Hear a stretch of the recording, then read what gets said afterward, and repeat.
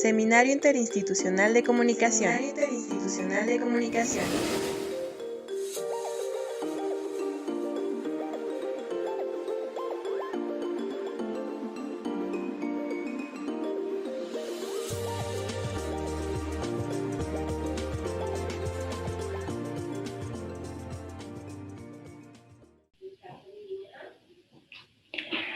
Buenos días.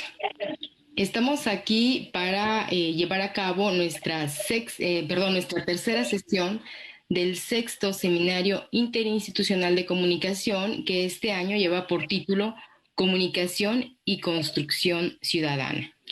El día de hoy tenemos como conferencista invitada a la maestra Karina Sánchez García. Voy a permitirme leer una breve semblanza para precisamente conocer el perfil de nuestra conferencista.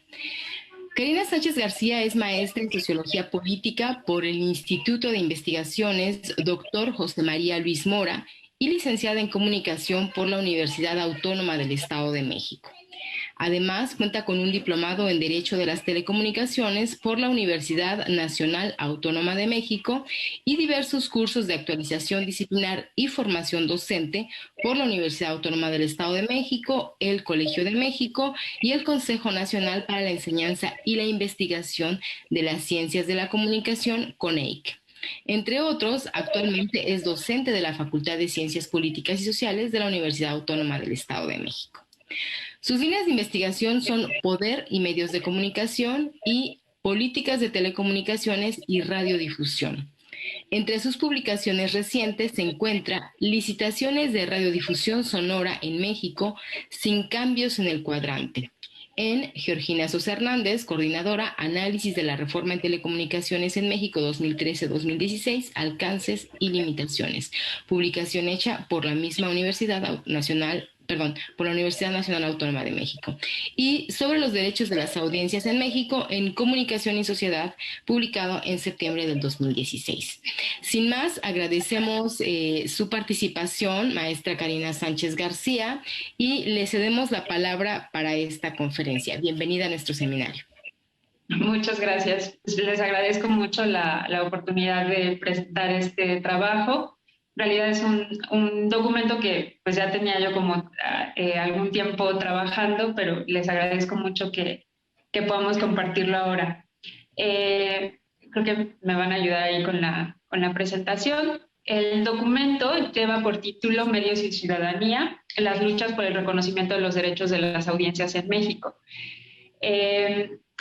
Tiene pues la intención de contribuir en la discusión sobre el papel de los medios de comunicación masiva en la construcción de la ciudadanía en nuestro país, mediante el análisis de las luchas por el reconocimiento de los derechos de las audiencias y sus posibilidades de ejercicio pleno. Entiendo en el documento a la ciudadanía como pues que implica no solamente pertenecer, sino también reconocerse como parte de una comunidad política. Y bueno, que una estrategia fundamental de la construcción de ciudadanía es garantizar la exigibilidad de los derechos. Como veremos un poco ahora que hagamos este recorrido por lo que denomino las luchas por el reconocimiento de los derechos de las audiencias, pues en realidad ha sido justo el resultado de diferentes momentos en donde desde la sociedad civil se ha intentado incidir, ¿no?, en la discusión de este tema. Bueno, diría Tilly en algún momento que los derechos, cuando no son el resultado de grandes luchas sociales, pueden ser aceptados, pero no implantados o no aplicados. Entonces, me parece que por eso es importante mirar cómo ha sido el camino para el reconocimiento de estos derechos. Considero en el documento, me parece que un punto de partida importante es justo hablar de cuáles han sido esas luchas, posteriormente cuáles han sido los derechos de las audiencias y sus mecanismos de protección, cómo se han reconocido hoy día tanto en la Constitución como en la Ley Federal de Telecomunicaciones y Radiodifusión, y analizo un par de casos con la intención de saber cómo ha sido el ejercicio de los derechos de las audiencias después de pues, lo que se conoce como la reforma en telecomunicaciones. Hay dos casos que ahí presento, ya estaremos discutiendo más adelante. Uno, el despido de la periodista Carmen Aristegui de MBS en 2015, el segundo, más reciente, más bien el término del programa Johnny Sabina, y ya les explicaré también las razones por las que se eligieron estos casos, pero tienen que ver en buena medida con la participación en estos dos medios de comunicación de la figura de los defensores de las audiencias. Canal 11 es uno de los que primero tiene estas figuras, además junto con Canal 22, un medio público de televisión. MBS en su momento era el único medio de comunicación que contaba con un defensor de las audiencias, medio de comunicación privado, ¿no? Y ahí estamos hablando más bien de la radio. Y bueno, finalmente presento algunas consideraciones finales. Como punto de partida, es importante partir, ¿no?, de una concepción distinta en relación con las audiencias.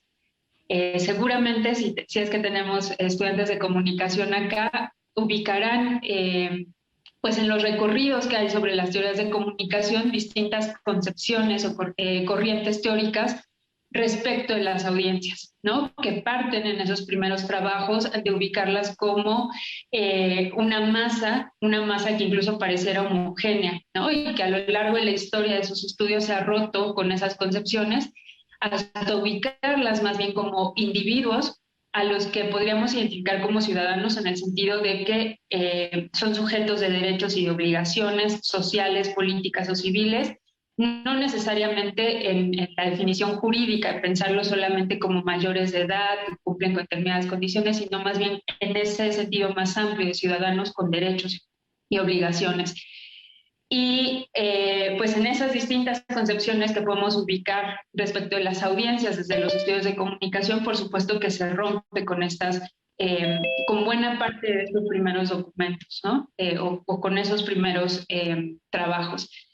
Habría que ubicar, más bien, sí, ya está bien, si pueden adelantarle la siguiente diapositiva, ubicarlas más bien, o ubicar que en el ejercicio de la ciudadanía, la participación de los medios de comunicación a partir de la información que nosotros podemos tener desde ellos es fundamental, ¿no? Es decir, nosotros nos vamos formando como ciudadanos también en nuestra relación con esos medios de comunicación, porque es a través de ellos y de los espacios que nos permiten generar una discusión que vamos sabiendo qué es lo que está ocurriendo en relación con el mundo en general, ¿no? Y también nos vamos formando una manera de concebir al propio mundo.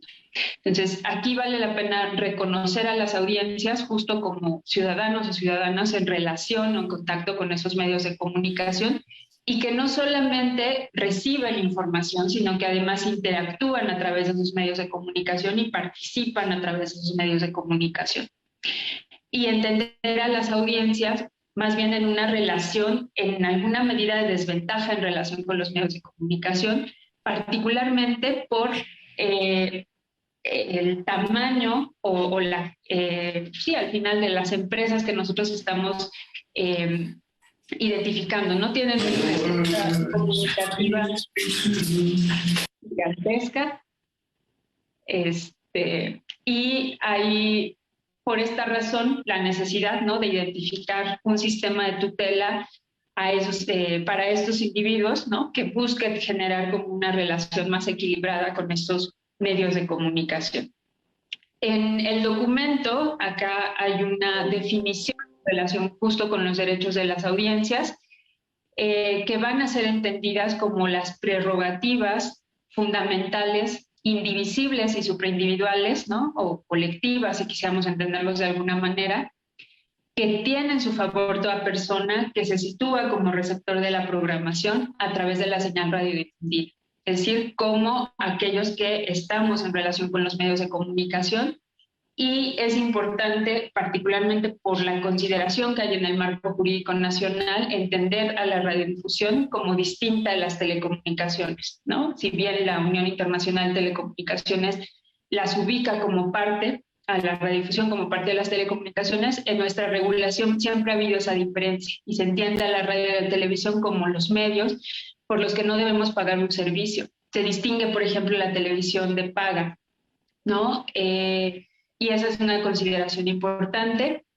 Esos derechos están vinculados con la calidad de los contenidos de la información información que se transmite a través de esos medios de comunicación, a efecto no solamente que responda a los intereses comerciales de esos medios de comunicación, es decir, entendiendo a los medios como empresas, sino que atienda de manera preponderante a los intereses de la población, así como los fines que el Estado atribuye a esos servicios de radiodifusión en términos pues, de lo que está referido en nuestro propio artículo 6º constitucional, ¿no? Que lo entiende como un servicio público de interés general, que debe prestarse en condiciones de calidad y brindar los beneficios de la cultura a toda la población, preservando la pluralidad, y veracidad de la información que ahí se transmite.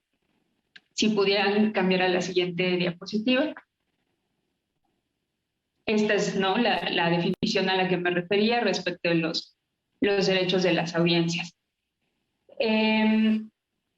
Hay que entender, me parece que la razón por la que esta discusión es importante se vincula más bien justo con esta característica de indivisibilidad que hay de los derechos humanos, ¿no? También como el derecho a la información, o más bien el derecho a las audiencias, los derechos de las audiencias permiten el ejercicio de otros derechos. Se relaciona de manera más directa con el derecho a la información, por ejemplo, pero pensemos que estos están vinculados con otros derechos humanos. Es importante el derecho a la educación porque sin él no podemos discernir, por ejemplo, la información que estamos recibiendo respecto a los medios de comunicación. Y la discusión también es central, pues por su vínculo, por ejemplo, con otros derechos como el derecho a la privacidad o el propio derecho de réplica, que en el catálogo incluido en el artículo 256 de la Ley Federal de Telecomunicaciones y Radiodifusión está considerado justo como un derecho de las audiencias. Entonces, el primer elemento que me parece ahí relevante, si pudiéramos avanzar en la presentación, señalar, tiene que ver justo con entender que estos derechos y su reconocimiento es parte de una discusión bastante más amplia. Podríamos identificar la discusión en torno a los derechos de las audiencias con la búsqueda por la democratización de los medios de comunicación, que en nuestro país me parece que ha sido una lucha que nos ha tomado décadas, ¿no?, por decirlo menos. Un primer momento que ahí llamo, o que identifico más bien como punto de inflexión en relación con el reconocimiento de estos derechos, es por supuesto la reforma política que ocurre en 1977 en el contexto de una reforma más bien que buscaba como la participación de partidos de oposición en la toma de decisiones, pero que termina refiriendo en el artículo 6º constitucional el derecho a la información. Por eso lo pongo ahí como un punto de partida. Hay que entender que en realidad desde que se comienza a regular en relación con los medios de comunicación, ¿no? Acuérdense que ahí tenemos como una condición interesante, porque si bien la radio, por ejemplo, en nuestro país en la década de los 20 termina siendo, a finales de los 20 ya es un medio de comunicación masiva, es decir, al que se tenía acceso de manera importante, y la televisión, ese cambio ocurre durante la década de los 50, nuestra primera ley federal de radio y televisión es de 1960. Es decir, teníamos 40 años utilizando la radio, pero no había una regulación sobre su contenido. Teníamos como 10 años con la televisión y tampoco había una regulación al respecto del contenido. Lo que estaban reguladas eran cuestiones más bien técnicas, ¿no? Pero desde esa primera ley hay un reconocimiento por la importancia que tienen estos dos para informar y difundir temas educativos, culturales o de orientación social. Entonces, es importante que reconozcamos que sí hay ese reconocimiento desde que se crean estos documentos normativos, pero en realidad va a haber como un gran vacío durante buena parte de la regulación, incluso a partir de esos propios documentos, ¿no? Después de la reforma política, creo que hay diferentes formas en las que podemos ubicar la participación de la sociedad civil en esa lucha o la búsqueda por la democratización de los medios de comunicación. Algunas formas de participación que podamos ubicar como más institucionalizadas, otras menos, ¿no? Una de esas formas es la intervención en consultas públicas, por ejemplo, foros de discusión sobre diferentes temas. Y ahí vamos a ubicar diferentes momentos, la discusión, por ejemplo, de la ley Televisa, a principios del gobierno, incluso antes de Vicente Fox, por ejemplo, Hubo varias mesas en las que se convocó a organizaciones de la sociedad civil y que eventualmente terminaron pues haciendo de lado con esa iniciativa, la que se conoce como la Ley Televisa. También han participado a partir de la elaboración y difusión de propuestas.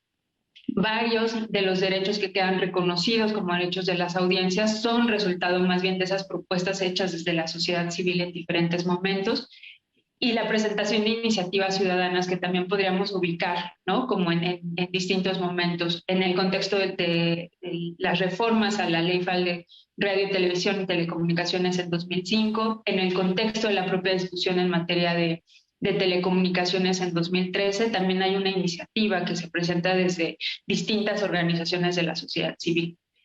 Y hay otro momento que va a ser muy importante, sobre todo por el cambio en la concepción de los derechos humanos que ocurre en nuestro país, y es a partir de una reforma constitucional en 2011, ¿no? En términos formales pareciera que solamente fue un cambio, por ejemplo, en el nombre del primer capítulo de la Constitución que refiere justo a esos derechos humanos, pero que en el fondo en realidad impacta sobre el reconocimiento, por ejemplo, que tendrían tratados internacionales o acuerdos firmados por el propio gobierno mexicano, y que ya reconocen algunos elementos que podemos identificar como derechos de las audiencias. Entonces, esa reforma es importante, sobre todo porque se habla no solo de derechos humanos y de sus garantías, sino porque modifica pues esa relación o la importancia, el peso que tendrían esos acuerdos internacionales firmados.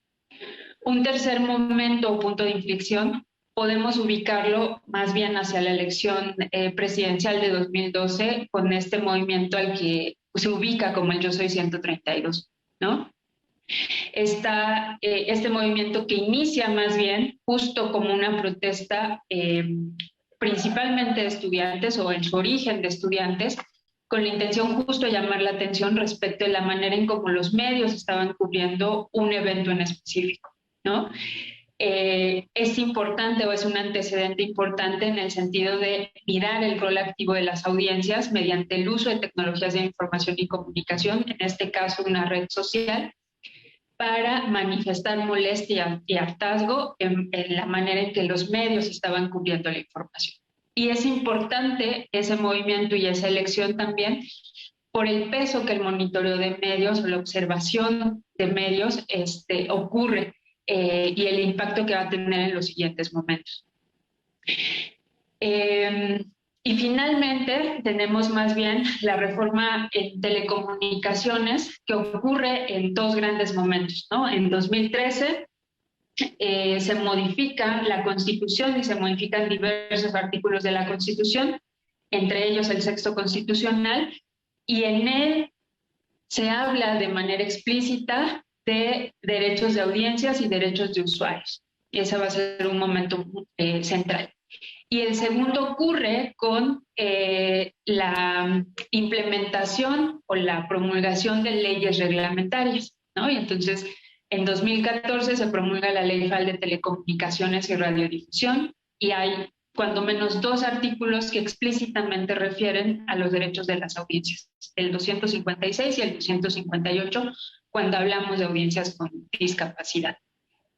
Pareciera que todo iba bien, ¿no? Si uno mira las notas en ese momento, pues en realidad hay como una sensación muy positiva en relación con el reconocimiento de los derechos, y lo que faltaba era más bien, sabemos que no basta con que esté en la Constitución, debemos irlos haciendo como más operacionales a través de las leyes y eventualmente los reglamentos.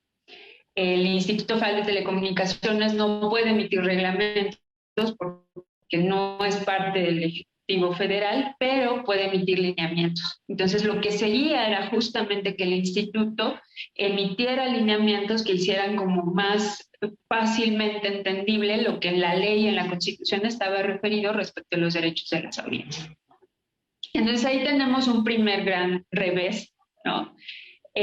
Hay diferentes momentos que vale la pena considerar respecto de la propia inclusión y la propia publicación de estos lineamientos. El instituto convoca una consulta pública o llama a una consulta pública para conocer los puntos de vista de estos lineamientos, ¿no?, de diferentes sectores de la sociedad. Se reciben un total de 65 participaciones entre comentarios, propuestas, opiniones de sujetos regulados, pero también de gente vinculada con el Congreso, de integrantes de la Cámara de Diputados, organizaciones de la sociedad civil, por ejemplo, la Asociación Mexicana de Derecho a la Información, la Asociación Mexicana de Defensorías de Audiencias, una red que se denomina Redes por la Diversidad, Equidad y Sustentabilidad, entre otras, y había como opiniones muy encontradas en este documento, ¿no? Mientras que desde la perspectiva de la sociedad civil, los lineamientos se limitaban a repetir lo que está en la Constitución y en la ley. Los concesionarios ubicaban en estos lineamientos una intención del instituto por ampliar su mando y la publicidad, ¿no? El tema que desde la Constitución en realidad está referido de distinguir entre publicidad, ¿no?, y un contenido hecho por el propio concesionario. Es decir, que cuando nos hablan maravillas de un producto en la radio o en la televisión, sepamos que está siendo pagado, ¿no?, que esos beneficios no los dicen porque realmente ellos crean que el producto así funciona, sino que más bien responde a una relación de negocio con las empresas. Hay varias consideraciones que están contenidas en los lineamientos, por ejemplo, que referían justamente esta importancia, incluir un símbolo similar a una P, ¿no?, para que debía verse en un programa de televisión cuando nosotros estuviésemos recibiendo publicidad. Que este es un fenómeno que me parece también interesante en relación con la manera en cómo se ha insertado en muchos productos mediáticos, incluidos, por ejemplo, aquellos que tienen que ver con entretenimiento. Es decir, seguramente recuerdan todas estas telenovelas en las que parte del guión, ¿no?, o que buena parte de la producción se desarrollaba en las oficinas de alguna empresa, ¿no?, y que todo el tiempo estaban hablando de sus productos. En realidad hay ahí publicidad, ¿no? Se estaba haciendo publicidad de lo que se pedía, que además está en la Constitución y en la ley, era hacer esa distinción. Y como ese había otras consideraciones, por ejemplo, tal como ocurre con la televisión de paga, que se pusiera un aviso de comienza el espacio publicitario, finaliza el espacio publicitario. Eso era lo que los concesionarios les parecía que el instituto estaba haciendo, ampliando más bien su manto de regulación, ¿no? Y por el lado de la sociedad civil había más bien como esta sensación de, pues es que no nos están diciendo nada nuevo. Sí hay un reconocimiento para la claridad al funcionamiento de las defensorías, pero era como muy limitado lo que se estaba refiriendo en estos lineamientos. Fueron publicados, ¿no? Todavía en septiembre de 2016 fueron publicados y había pues una fecha tentativa, ¿no?, de inicio de la aplicación de estos lineamientos. Y ahí es cuando empezamos a ver, ¿no?, un poco el actuar de los medios de comunicación que ha ocurrido en otros momentos. Ante la publicación de estos lineamientos hubo varios comentarios de periodistas, políticos, líderes de opinión, ¿no?, en contra de los lineamientos. Y el argumento era coartan la libertad de expresión o la libertad de estas empresas de comunicación.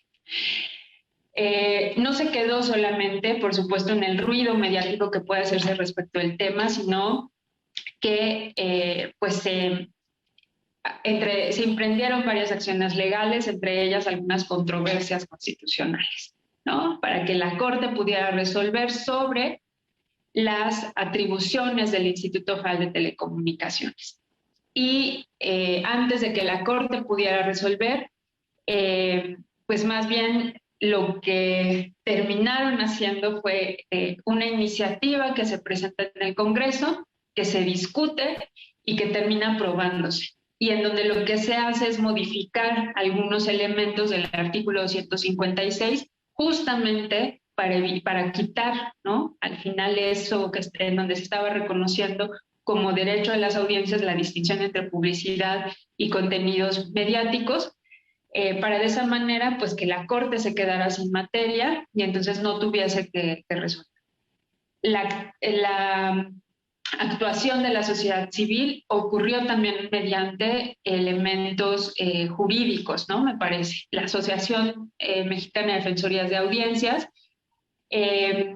inicia un juicio de amparo, ¿no? Y ahí hay un camino importante que considerar respecto de lo que hemos tenido que hacer como sociedad civil, ¿no? Para la defensa de esos derechos. Ante esa acción de inconstitucionalidad, lo que se hace es justamente hacer una solicitud, un recurso, para que un juzgado especializado, ¿no? Determine en relación con la materia. El camino no fue sencillo, fue un camino más bien complicado porque, pues, de entrada, con la propia reforma de telecomunicaciones se crearon estos juzgados especializados en materia de radiodifusión, telecomunicaciones y competencia económica. Ellos eran quienes tenían que resolver en la materia, se resuelve en la materia y una vez, ¿no? O sea, después de más de un año en el que estuvo en las instancias y pasó por todas esas instancias, el expediente fue remitido más bien a un juzgado administrativo, ¿no? Y de nuevo, entonces, todo el camino se recorre, la AMDA obtiene, ¿no? Como una respuesta favorable por el juez primero de distrito en materia administrativa, y lo que dicen, lo que terminan diciendo es que pues debe ser revisado. Hay varios recursos de revisión interpuestos por algunos diputados y por la propia Presidencia de la República, y entonces este es remitido a instancias de la Suprema Corte de Justicia de la Nación. El año pasado, finalmente, la Corte confirma la sentencia emitida por el juez de distrito y ordena dejar sin efecto la expedición y la promulgación del derecho del decreto por medio del cual fueron emitidos algunos artículos reclamados que tienen que ver justo con el párrafo segundo del artículo 156 de la ley. Entonces, uno pareciera que con el reconocimiento de la Constitución en la ley sería suficiente, pero no, ¿no? Lo cierto es que en los últimos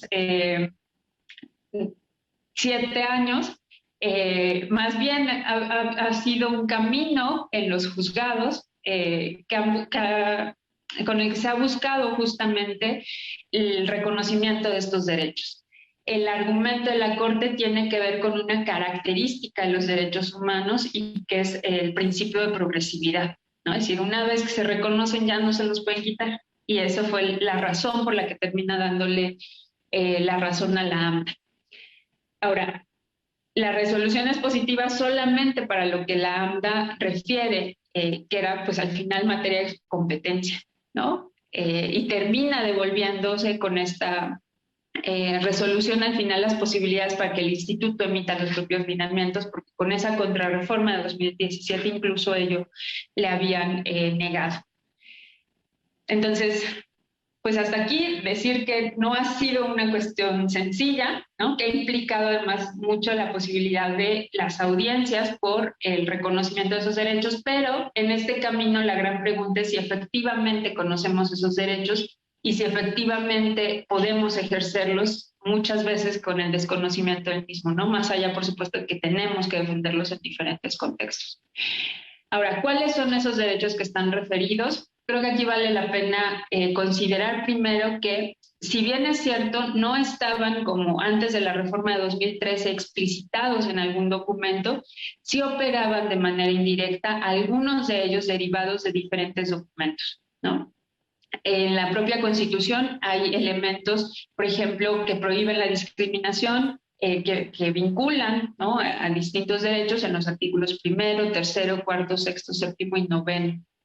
En la Ley Federal de Radio y Televisión, en la de Cinematografía, en la de Protección al Consumidor, en la Ley para Prevenir y Eliminar la Discriminación, en la Declaración Universal de Derechos Humanos, la Declaración de Naciones Unidas para la Educación, la Ciencia y la Cultura sobre diversidad cultural. Hay varios componentes que en realidad terminan siendo el sustento, ¿no? de lo que se constituye ahora como los derechos de las audiencias. En el artículo 256 están referidos 9 y en el 258 están referidos 4 específicos para las audiencias con discapacidad. ¿no? ¿Cuáles son esos derechos? Recibir contenidos que reflejen el pluralismo ideológico, político, social, cultural y lingüístico de la nación. Recibir programación que incluya diferentes géneros que respondan a la expresión de la diversidad y la pluralidad de las ideas y de las opiniones y fortalezcan la vida democrática en sociedad. Que se diferencie con claridad la información noticiosa de la opinión de quien la presenta, ¿no? Este era justo uno de los que más molesta a los concesionarios. Que se aporten elementos para distinguir entre publicidad y contenido de un programa, ¿no?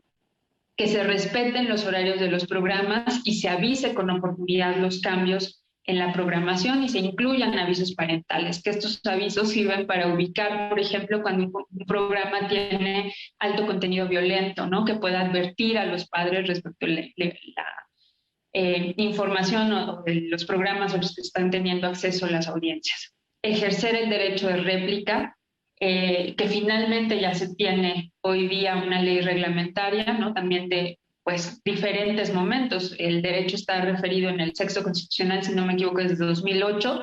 Tomó como 10 años poder tener una ley reglamentaria.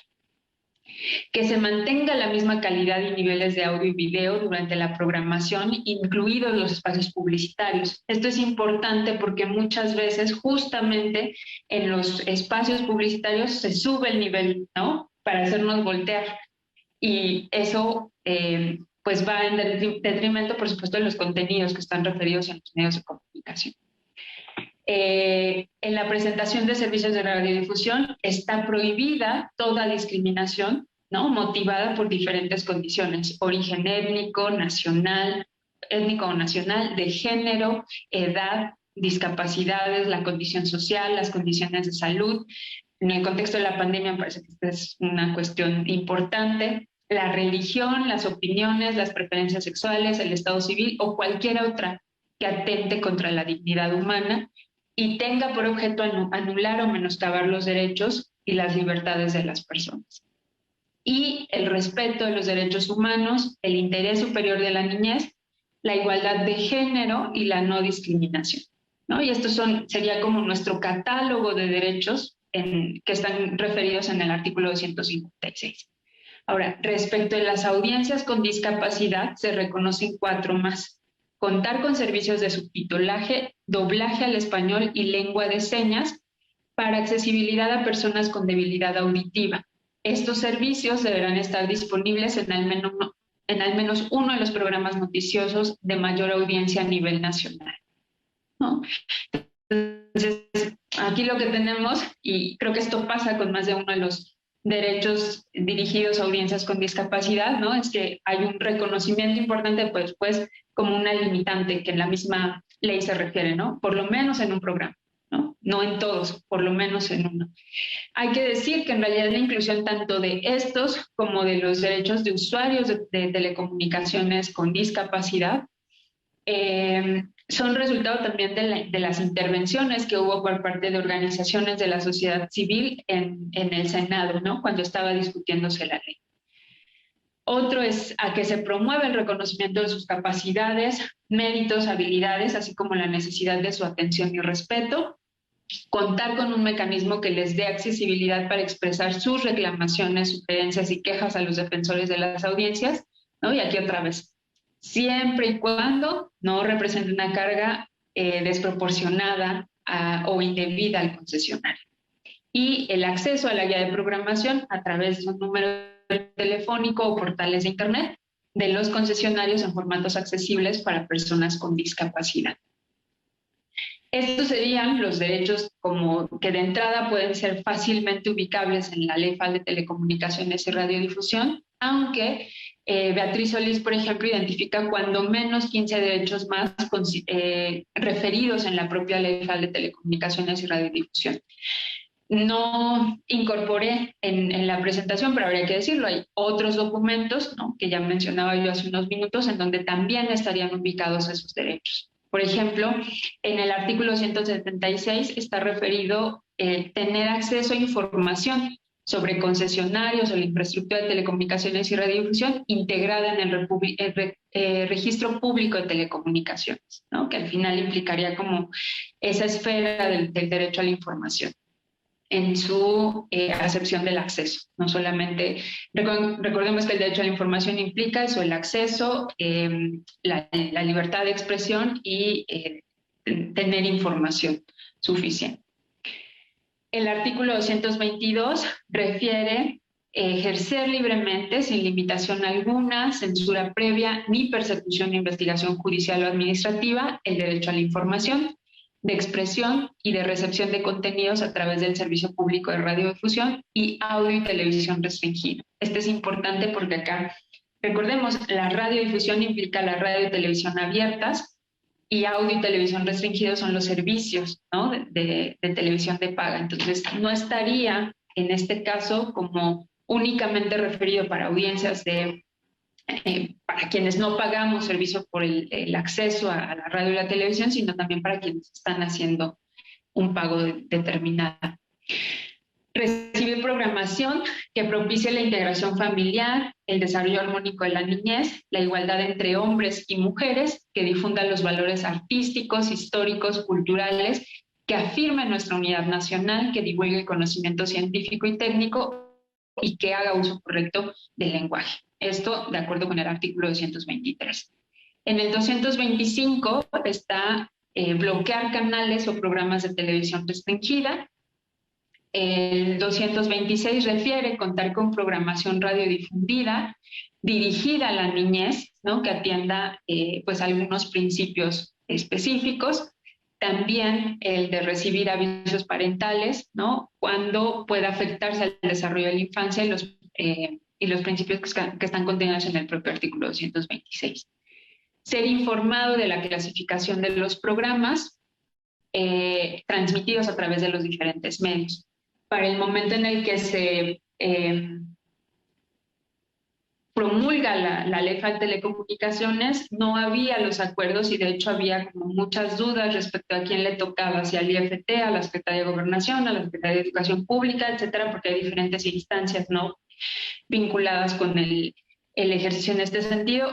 Finalmente es Segov quien en agosto de 2018 hace público en el Diario Oficial de la Federación estos elementos de clasificación de programas y en 2020 hay una modificación a esas consideraciones. Recibir programación en el idioma nacional, en caso de otro idioma contar con subtitulaje. Ese también es un derecho importante. En la industria cinematográfica incluso es una de las reformas, me parece, recientes, ¿no?, en la materia. Recibir programación diaria con información sobre acontecimientos de carácter público, social, cultural y asuntos de interés general.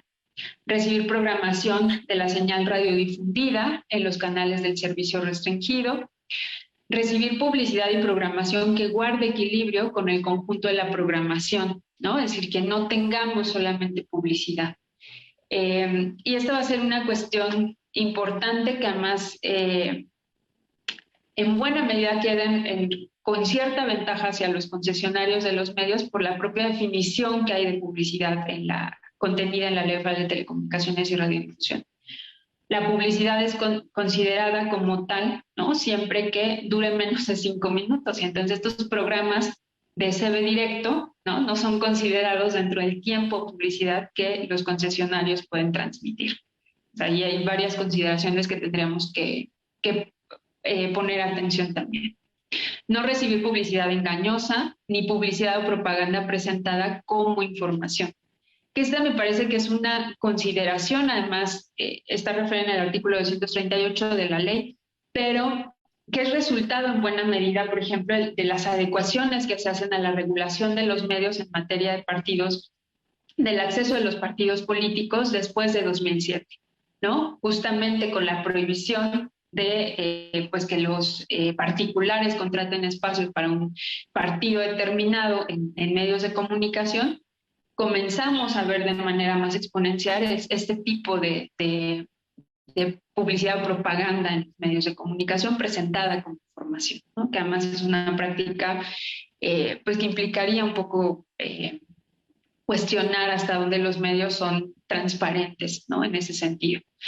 Recibir publicidad ajustada a la clasificación horaria, ¿no? que eso también es una cuestión importante, que la publicidad destinada a la población infantil atienda a los criterios establecidos en el artículo 246 y contar con un defensor de las audiencias.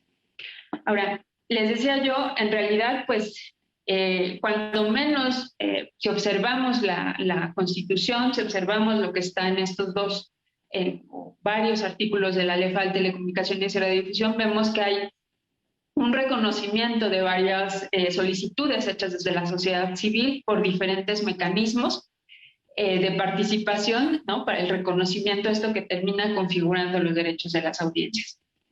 El problema viene cuando se busca que el instituto cumpla con su tarea, ¿no?, de emitir los lineamientos, y ya vimos lo que ocurrió con la contrarreforma, pero además hay algunas cuestiones que terminan incluso dentro de la propia ley en el momento en el que fue expedida, cuestionándose, ¿no? Excluyen, por ejemplo, algunas cuestiones toda vez que son muy genéricos o poco o nulamente ejecutables, decían algunos integrantes de la sociedad civil.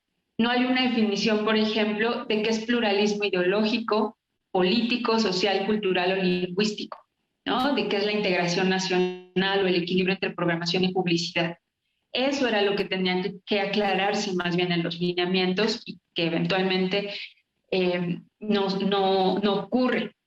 No se percibe respecto a un análisis que hace Pineda, por ejemplo, en relación con la ley y el enfoque de derechos incluido o no en esta ley, refiere que no se percibe a las personas como agentes de transformación social, ¿no?, que esa es una primer gran limitante. No se realiza un abordaje universal, hay más bien consideraciones a cuestiones técnicas, hay un enfoque comercial muy presente en la construcción de la ley. No se trata de una norma que fomente la participación de los titulares de los derechos. No se habla, por ejemplo, de la alfabetización mediática o informacional. Y al contrario, en los lineamientos se buscó incorporarlo, pero se echan para atrás, ¿no? Hay varias debilidades que referir al respecto, pero las más importantes tienen que ver más bien con los mecanismos que se prevén, ¿no?, para la protección de esos derechos y que son mecanismos vinculados con la autorregulación. Los códigos de ética, ¿no?, a los que estarían obligados de generar todos los medios de comunicación, o las defensorías de las audiencias. Son cuestionables porque la ética no puede sustituir a la ley, y son cuestionables porque en esa relación que ya caracterizábamos como inequitativa entre los concesionarios de los medios de comunicación y las audiencias, pues por supuesto que no ha habido un interés por la autorregulación. Antes de la ley teníamos varios medios públicos, ¿no?, con defensorías de las audiencias. Les mencionaba yo Canal 11, Canal 22, también el IMER, ¿no?, el Instituto Mexicano de la Radio, ya tenía para entonces defensores de las audiencias, Radio Educación tenía defensores de las audiencias. ¿Cuántos medios habían buscado ese mecanismo de autorregulación? Uno, ¿no? Era MBS en un momento en el que pues también la salida de la periodista Carmen Aristegui había sido, ¿no?, como el detonante o parte de su regreso, implicó el acuerdo, ¿no?, y la presencia o la creación de un área de defensoría de las audiencias que se denominó en ese momento el Ombudsman. Y otra de las cuestiones que me parece limitan en buena medida el ejercicio de estos derechos tiene que ver con la difusión restringida. No digo que el Instituto Federal de Telecomunicaciones no ha intentado hacer una difusión importante. El tema, por ejemplo, de la alfabetización mediática se incluye en los lineamientos y hay una definición importante en esos lineamientos, pero esos lineamientos, decíamos, al final no lograron implementarse, ¿no? Y a la fecha, ¿no?, incluso después de la resolución de la Corte en favor de la Asociación Mexicana de Defensorías de Audiencias, la AMDA, tampoco hay como una respuesta clara por parte del instituto ante la implementación de los lineamientos.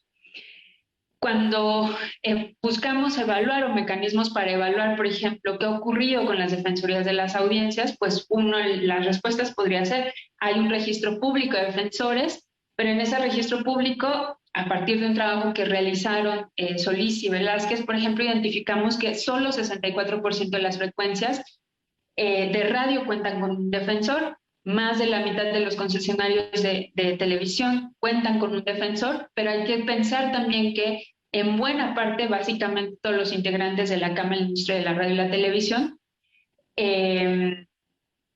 ubicaron más bien a un solo defensor, ¿no? Porque la ley lo permite, que ese es otro de los limitantes que en el propio marco regulatorio podríamos identificar al respecto.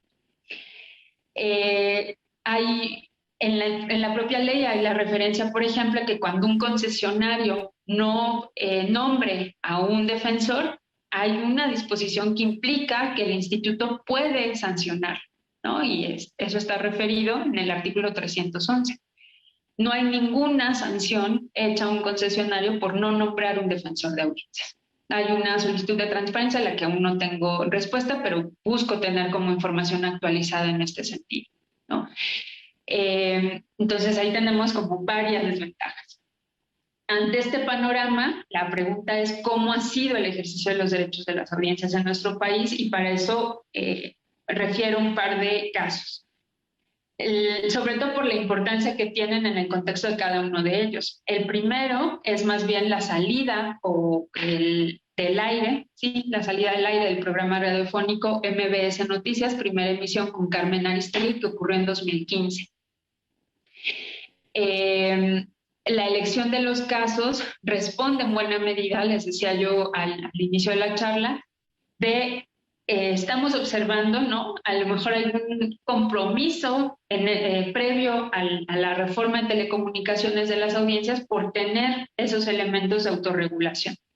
MBS era el único medio que tenía un defensor de las audiencias antes de que la ley lo obligara, ¿no? El único medio de carácter privado o comercial. Y Canal 11, que es el otro caso que estoy refiriendo, era uno de los primeros, ¿no? Solo después de Canal 22, en tener la figura del ombudsman como parte de este, pues sí, del reconocimiento de sus derechos de las audiencias y de la posibilidad que hubiese, ¿no? Algún espacio para que las audiencias se dirigieran a este medio de comunicación. Estamos hablando entonces de un medio público y un medio privado, ya estamos hablando de un caso de radio y un caso de televisión, ¿no? Esas son las razones por las que refiero a estos dos casos. ¿Qué ocurrió con el caso de Carmen Aristegui? Sí, me ayudan. Ajá.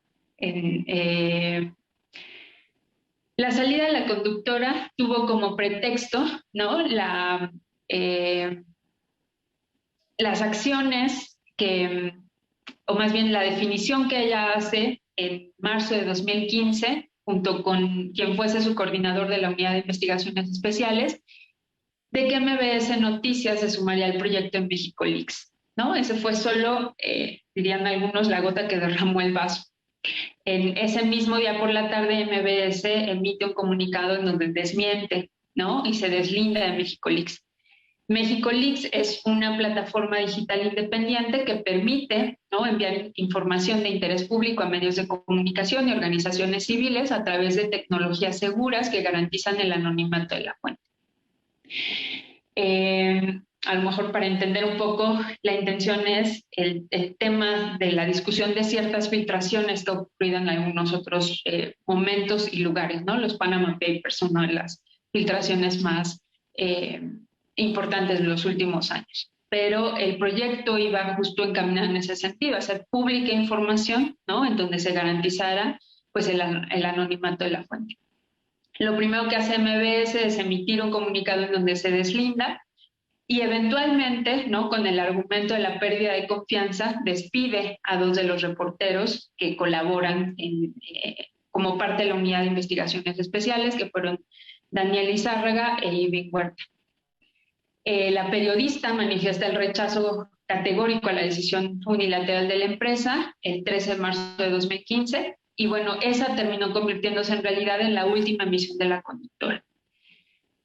Es importante para pensarlo en términos del ejercicio de los derechos de las audiencias, sobre todo por las reacciones que hay en distintos momentos, ¿no?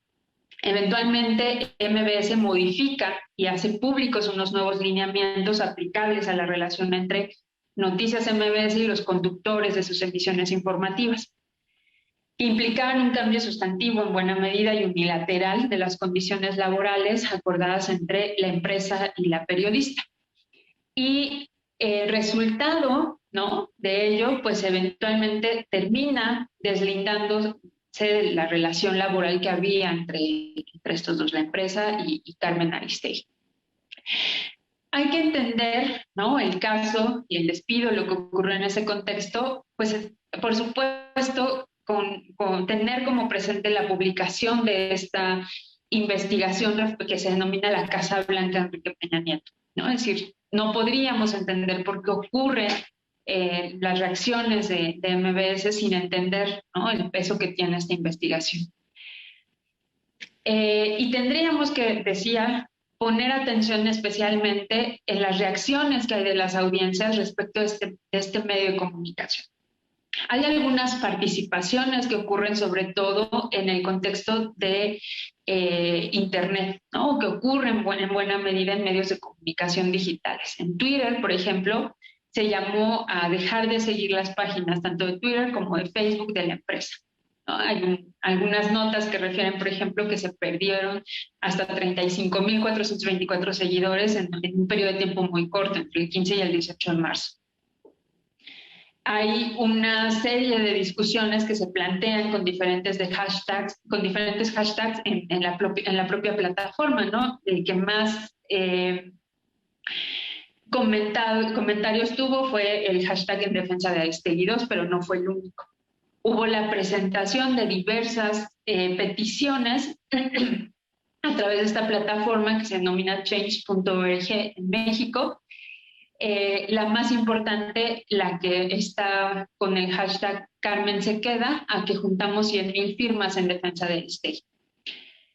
Pero es importante decir, ¿no?, que la participación ocurre no solo a través de los medios de comunicación, sino también de manera física. Si hubo una reacción más allá de las reacciones mediáticas o las reacciones en los medios de comunicación digitales. Las firmas que se recuperan entre el 15 y el 17 fueron entregadas al defensor de las audiencias, quien emite, ¿no?, como algunos comunicados respecto a lo que ocurrió. Hubo un número, me parece importante, de personas, alrededor de 3,000 personas, ¿no?, manifestándose afuera de MBS por lo que estaba ocurriendo. Y hay una acción que también es muy importante, a la que se ha denominado en defensa de tu derecho como audiencia, que invitaba a interponer demandas de amparo por la violación del derecho humano a estar informado y a los derechos de las audiencias, ¿no? Lo que implicaba básicamente era llenar un formulario, sacar copias, llevarlo a un juzgado federal, ratificar la demanda y bueno, también implicaba entonces un compromiso, me parece que quienes terminan firmando esos amparos tienen un compromiso mayor en relación con lo que se estaba haciendo. Y lo que llevó es cuando menos a discutir en alguna medida estas cuestiones, pero la primer barrera a la que se enfrentan las audiencias en este contexto fue justamente a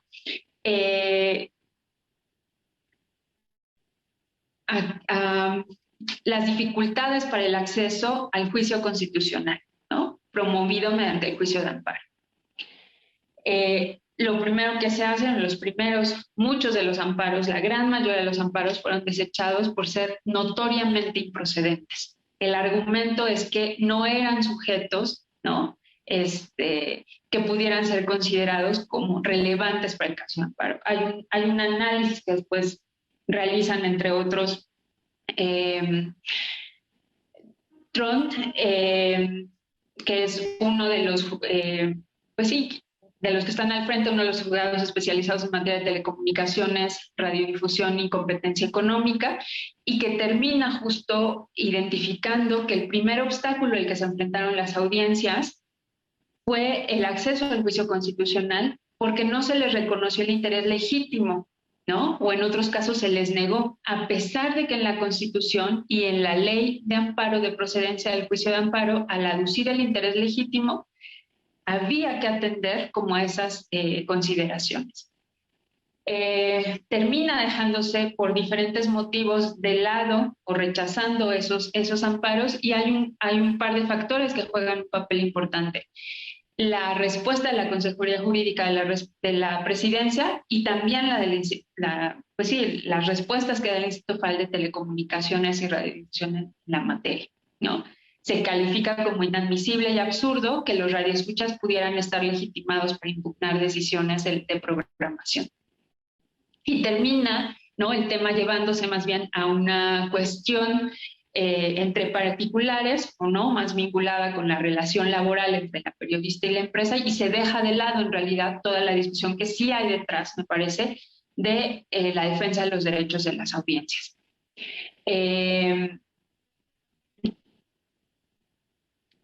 Habría varias consideraciones además que hacer, ¿no? El tema, uno de los argumentos, por ejemplo, utilizados en esos juicios de amparo era que se estaba limitando el derecho a la información porque se limitaba el pluralismo informativo, ¿no?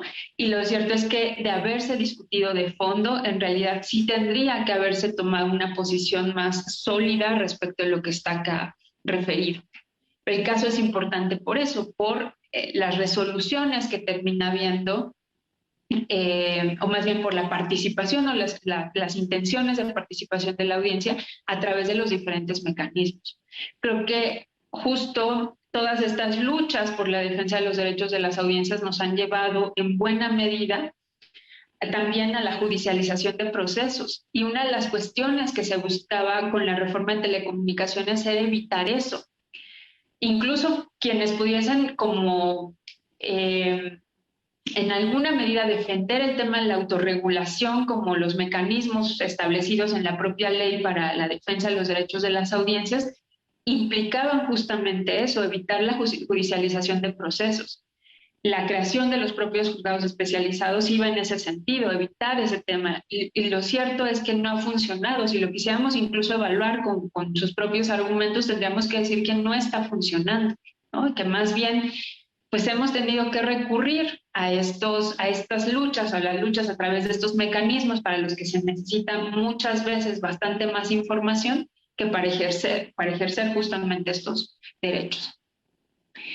El siguiente caso, el segundo caso más bien, es el término del programa John y Sabina en 2020, que era un programa en el que participaban John Ackerman y Sabina Berman. Empezó a transmitirse en mayo de 2019.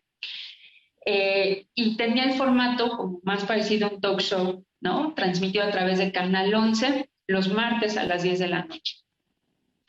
La transmisión del 10 de noviembre es importante, no sé si han tenido la posibilidad de verla, y si no, los programas están en realidad en la página de Canal 11, entonces pudieran ubicarla, porque va a ser muy importante justo para observar el derecho a las audiencias en diferentes sentidos.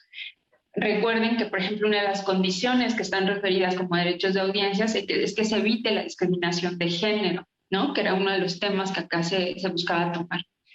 A grandes rasgos, lo que pasó el 10 de noviembre es que cuando inicia el programa, Sabina Berman explica que se iba a dedicar a la educación a distancia. De hecho, el invitado era el secretario de Educación, Esteban Moctezuma. Pero, ¿no? Y ella dice, antes de comenzar con este tema, ella y Ackerman discutirían sobre un tema coyuntural: la dispersión a balazos de una manifestación feminista ocurrida en Cancún, ¿no? El domingo previo, un par de días antes.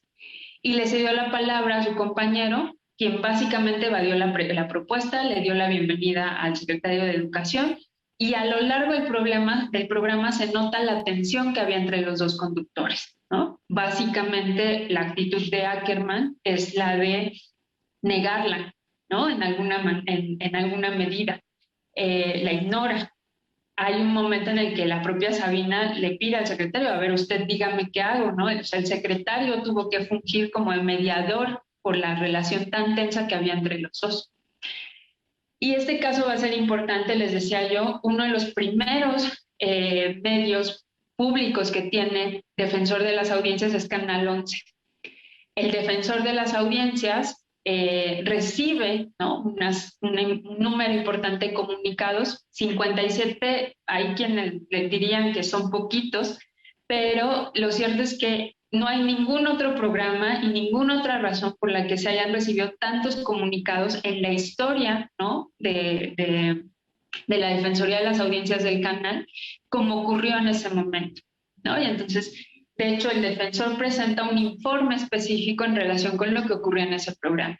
Las quejas iban orientadas como en dos sentidos. Después de la transmisión del programa, Canal 11 emite un comunicado, ¿no?, en donde pues al final hace pública la cancelación del programa, y que se está en pláticas para que Ackerman se sume en algún otro momento a alguna otra actividad dentro del canal, ¿no? Y entonces la respuesta de las audiencias va justamente primero a través de los mecanismos implementados por el propio canal, ¿no?, que era la Defensoría de las Audiencias, para reclamar en estos dos sentidos. La actitud de John Ackerman respecto a Sabina Berman, al ignorar la pregunta que ella hizo al inicio de la transmisión, ¿no? Para la audiencia, este es un acto que constituye una muestra de machismo o misoginia, que implica una forma de violencia y discriminación, y el comunicado de Canal 11 dando por terminado el programa, pero donde anuncia, ¿no?, una nueva serie con Ackerman y que se tendrían pláticas con Sabina Berman para una futura coproducción entre el Canal 11 y Canal 14. Sobre esto último, la Defensoría dice que pues básicamente no es parte de su injerencia, que no tiene injerencia en las políticas administrativas y operacionales del canal, por lo que no puede pronunciarse sobre este comunicado. Respecto al primer punto, la respuesta de la Defensoría fue más bien, hicimos un análisis de las 2 temporadas que se incluyeron en el programa, y lo cierto es que el incidente no fue un tema recurrente o generalizado, ¿no? Ocurrió en ese momento y es más bien resultado de una relación tensa que ya se había mostrado en redes sociales entre los dos conductores. En buena medida, hay que decirlo también, en el contexto estaba que Sabina Berman había anunciado su incorporación en un segmento del noticiero de Aristegui, y que eso había sido como la molestia de fondo en el caso de Ackerman, ¿no? Hay otros elementos, por supuesto, que tendríamos que considerar. Del programa tendríamos que pensar si efectivamente, por ejemplo, cumple con las funciones que están referidas para la televisión pública, porque en alguna medida la crítica, de hecho, si uno revisa los informes del defensor de las audiencias, hay algunos en donde se hace alusión justamente al uso del programa con fines propagandísticos en favor de la 4T, ¿no? Eso también me parece que es una cuestión que tendría que observarse con mayor detenimiento. Lo cierto es que, por lo menos por lo que el defensor refiere, no era una cuestión o un patrón recurrente o generalizado, sino que más bien ocurrió, ¿no?, por las dificultades en la relación que había entre los dos conductores. Que reconoce, también es cierto, como audiencias no tenemos por qué enterarnos de esas dificultades, ¿no? Puede ocurrir porque se trata de un programa en vivo, sí, pero hay ciertos mecanismos, y de hecho la recomendación va en ese sentido, que la producción, ¿no?, y exhorta a la producción para evitar que en futuras ocasiones ocurra, pues que se tengan diálogos, que se eviten ese tipo de confrontaciones, que si ya se había identificado la tensión que había entre los conductores, que pues el diálogo hubiese evitado como esta situación, ¿no? Y ya. No digo que la participación de las audiencias haya ocurrido solamente a través de esta forma, que es el mecanismo de la Defensoría. Hubo, por supuesto, muchas reacciones en medios de comunicación digitales, Twitter, por ejemplo, ¿no? Y también es cierto, las críticas más importantes iban justamente por lo que está referido en el artículo 222, 223 y en el 256 de la Ley Federal de Telecomunicaciones y Radiodifusión sobre el tema de la discriminación por cuestiones de género, ¿no? La discusión en medios de comunicación digitales ocurrió sobre todo considerando esos elementos. Ahora, lo que tenemos en estos dos casos son al final diferentes formas a partir de las cuales las audiencias buscan ser efectivas. Y lo que tenemos fundamentalmente en el segundo caso es en buena medida las razones por las que estas condiciones de autorregulación referidas en la ley como mecanismos para la protección de los derechos de las audiencias tienen, ¿no?, amplias limitaciones. Ahora, estamos hablando al final de un canal público. ¿Qué pasa con los medios de comunicación privada? ¿Qué pasa con las posibilidades reales que hay desde las propias audiencias para ejercer esos derechos, con las dificultades primero de acceso a información respecto de nuestros propios derechos y después de, pues sí, la exigencia o los mecanismos efectivos, ¿no?, para el reclamo de esos derechos? En suma, ¿no?, lo que propongo más bien como consideraciones finales es plantear de entrada que el reconocimiento de los derechos de las audiencias en nuestro país implica un cambio en la concepción de las audiencias para identificarlas como ciudadanos, es decir, como individuos con derechos y obligaciones, no necesariamente ciudadanos en términos jurídicos, se necesita la mayoría de edad, ¿no?, sino entendidos como con derechos y obligaciones en relación con los medios de comunicación. El ejercicio de la ciudadanía implica conocer esos derechos y esas obligaciones civiles, políticas y sociales. Reconocer a las audiencias como ciudadanos implica entonces la necesidad de un amplio ejercicio de difusión de derechos, de estos derechos en particular, porque en la medida que se conozcan, y solo en la medida en que se conozcan, puede evaluarse su cumplimiento y eventualmente exigir o no la denuncia en caso de que no se cumplan, que no se estén cumpliendo. Tal reconocimiento ha sido resultado de diferentes luchas sociales que no concluyeron más bien con su establecimiento formal en el artículo 6 constitucional y la Ley Federal de Telecomunicaciones y Radiodifusión, sino que ha implicado su defensa en juzgados especializados, en juzgados administrativos, ¿no? Recordemos lo que ocurrió con el juicio de amparo de la AMDA y ante la propia Suprema Corte de Justicia de la Nación. Lo cierto es que creo que aquí sí podríamos, cuando menos, decir que el equilibrio, ¿no?, más notorio entre el Ejecutivo, el Legislativo y el Judicial sí logra generar esa lógica de contrapesos, ¿no? Al final, la Corte ya terminó diciéndole a los empresarios y a la Presidencia de la República, que fueron quienes impulsaron la contrarreforma de 2017, que no pueden, ¿no?, contravenir el reconocimiento de los derechos ya señalados en la propia Constitución. Sin dejar de reconocer que su incorporación en la ley representa por sí mismo un gran avance, porque recupera en realidad varias demandas de la sociedad civil, los mecanismos que para su protección se diseñaron son insuficientes y el análisis de los casos permite justamente observar esas limitaciones, no solo por las omisiones que están en el marco normativo, sino sobre todo por los recursos políticos y jurídicos de los que disponen los concesionarios y sus organismos de representación, que dan cuenta de una relación de intercambios mutuamente benéficos entre estos y el régimen político, ¿no? Al final sigue favoreciendo esa relación en donde la ciudadanía queda relegada. La búsqueda, por ejemplo, de evitar la judicialización de procesos mediante la implementación de mecanismos de autorregulación no se ha cumplido. Ante los casos de vulneración de estos derechos se ha recurrido al juicio de amparo, ¿no?, para defenderlos. Y ahí tenemos dos referencias. El tema de la discusión en torno a los lineamientos y la salida del Aristegui, ¿no?, la negativa al final de discutir de fondo lo que se estaba reclamando en esos juicios de amparo. El ejercicio pleno de estos derechos implica entonces grandes retos. Primero, la consolidación de un marco favorable para su difusión, el puntual seguimiento al nombramiento de los defensores de las audiencias, que me parece que es una tarea pendiente del IFT, de la autoridad competente, y que estos favorezcan las posibilidades de interacción con los medios de comunicación a través de ellos. Me refiero a los defensores o a las defensorías, así como el desarrollo de un monitoreo eficaz por parte del Instituto sobre el cumplimiento de lo establecido en materia de contenidos. Y bueno, creo que me extendí mucho, pero eso sería todo de mi parte. Muchas gracias. Muchísimas gracias, Karina. Me parece que nos has puesto a trabajar de manera interesante frente a estas reflexiones que nos propones.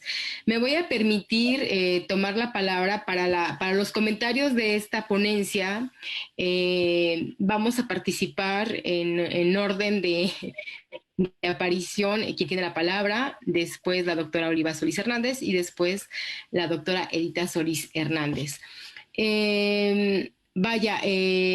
Como ya lo mencioné, pues es un texto que apreciamos y de hecho por eso quisimos hacer estos comentarios desde 3 puntos de vista. Bueno, mis colegas decidieron que iniciara yo por mi formación en comunicación y espero no defraudar a quienes nos están escuchando. En fin, bueno, en primera instancia lo que yo aprecio de esta propuesta que nos haces, Karina, de este texto que nos enviaste, es precisamente la pertinencia social y académica que tiene el trabajo. Ajá. Creo que esta problemática ha permeado a nuestro país desde el momento mismo de la aparición de los diferentes medios de comunicación. Entonces, ¿qué pasa aquí? Yo creo que algo que tú nos dejas ver con este trabajo es como el origen del problema en nuestro país. Es decir, voy a hablar de nosotros como país, no me voy a permitir hacerlo así. En México se decide que el modelo de radiodifusión en su momento y ahora de medios en general, tomando en cuenta los medios digitales, va a responder a un modelo comercial frente a la posibilidad de responder a un modelo público de carácter estatal. Entonces, yo creo que el hecho de que se elija operar con el modelo comercial, evidentemente va a permear todo el tipo de decisiones que se van a tomar alrededor de, incluidas las jurídicas y evidentemente estas decisiones que permean la ciudadanía, como bien tú lo planteas en este trabajo.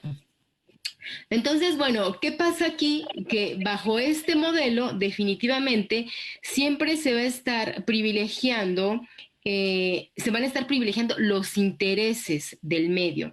Y como bien lo deja ver también este modelo mexicano de medios de comunicación, pues estos intereses económicos se van a coludir con los intereses políticos. Es decir, la clase política y la clase económica están ampliamente relacionadas para defender sus intereses a través de los medios de comunicación y la ciudadanía, las audiencias, o la ciudadanía concretada en las audiencias de estos diferentes medios de comunicación, pues son las que menos van a importar en este modelo comercial. Uh-huh. Entonces, bueno, de manera general, esto que tú nos expones, pues no hace más que constatar estas tesis que se vienen trabajando ya desde hace décadas. Uh-huh. Y bueno, tú lo mencionaste, nuestra ley federal de radio y televisión databa de los 60 y yo me acuerdo perfectamente que apenas en la década pasada se empieza a reflexionar otra vez sobre, bueno, ¿qué está pasando con esta ley tan caduca, tan ya inoperante, etcétera, que a pesar de mencionar ciertos derechos de las audiencias, operaba como de manera muy discreta, por no decir marginal, ajá. Y cuando uno la revisaba, si bien aparecían todos estos elementos que buscan defender a las audiencias, no se contaba, como tú bien también lo mencionaste, con esta reglamentación que permitiera en efecto poner en práctica estas famosas disposiciones de la ley. Y entonces, bueno, ¿qué pasaba? Pues bueno, que todo quedaba en sugerencia, todo quedaba en el Estado debe contribuir a un sano desarrollo de la infancia, etcétera. Es decir, todo podía interpretarse de manera muy a modo a la hora de tratar de defender precisamente a las audiencias, o en este caso me voy a permitir equiparar a la ciudadanía. Uh-huh. Y me parece que si bien se ha ganado en estos últimos años, en este marco jurídico de los medios de comunicación, pues sigue habiendo como estas lagunas que permiten precisamente que pasen casos como los que tú mencionaste de manera emblemática, ¿no? Aristegui, otro programa de talk show que nos hablas de estos medios que tenían cierto prestigio, bueno, que tienen cierto prestigio y que de manera general se distinguían de otros medios porque en efecto apelaban a ofrecer contenidos de mejor calidad que los denominados medios comerciales, para las audiencias, para la ciudadanía. Entonces, bueno, insistiré en esta posibilidad. Me parece que otro de los rasgos de las cualidades que tiene tu trabajo es precisamente su corte interdisciplinar.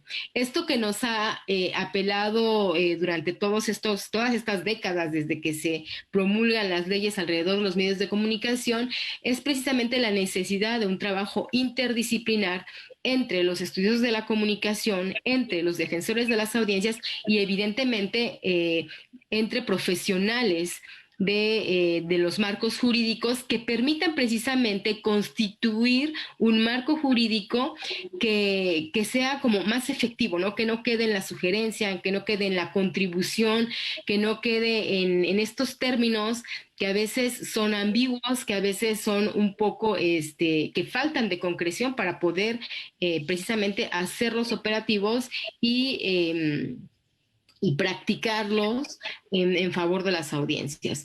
¿Qué otra cosa me parece que es importantísima? Y bueno, esta cuestión de las alfabetizaciones me parece que es algo importante. Yo trabajo precisamente alfabetizaciones alrededor de los medios, pero tiene como, a veces, y en este contexto, se conforma como una navaja de doble filo, ¿no? Yo siempre he dicho, bueno, a ver, si no hay un marco jurídico que realmente abone a esta defensoría de las audiencias, a esta razón social o esta pertinencia social de los medios y sus contenidos, pues pasemos a este otro aspecto, ¿no? Como tú bien mencionas también.